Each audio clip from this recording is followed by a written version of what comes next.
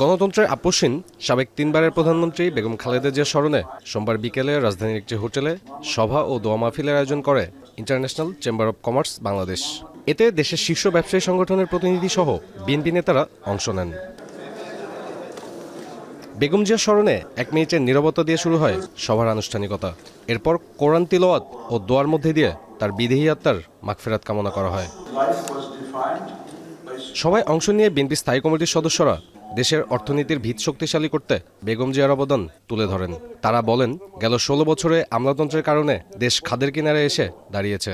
BNP ব্যক্তিখাতকে প্রাধান্য দিয়ে আমলাতান্ত্রিক জটিলতা কমিয়ে আনতে চায়। এই যে আজকে আমাদের ব্যুরোক্রেসি নিয়ে এত সমস্যার কথা আমরা বলছি বাংলাদেশে, যে cost of doing business, is of doing বিজনেসের যে ইস্যুগুলো আছে, এগুলোকে উনি প্রাণপণ চেষ্টা করেছেন একটি জায়গায় নিয়ে আসতে। এবং আপনারা জানেন কিন্তু বিএনপির সময় লাস্ট সরকার যখন ক্ষমতা ত্যাগ করে বিএনপি গ্রোথ ছিল 7.06%, and the curve was looking like this.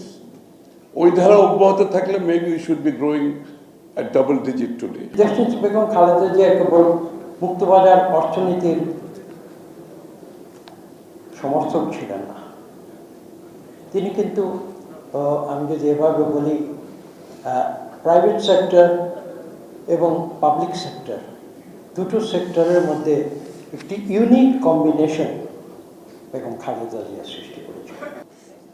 BNP মহাসচিব মির্জা ফখরুল ইসলাম আলমগীর বলেন, বেগম জিয়ার মৃত্যুর শোক শক্তিতে পরিণত করে এগিয়ে যাবে দল।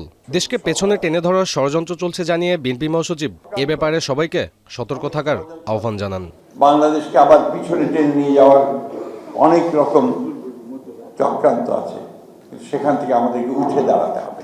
সবাই মিলে আসুন আমরা আমাদের এই প্রিয় বাংলাদেশ, 1971 সালে যার জন্য আমরা যুদ্ধ করেছিলাম, 1990 সালে যার জন্য লড়াই করেছি গণতন্ত্রের জন্য, 2024-এ যাদের জন্য আমার ছেলেরা রক্ত দিয়েছে, আসুন আমরা সেই বাংলাদেশকে আবার সবাই মিলে গড়ে তুলি।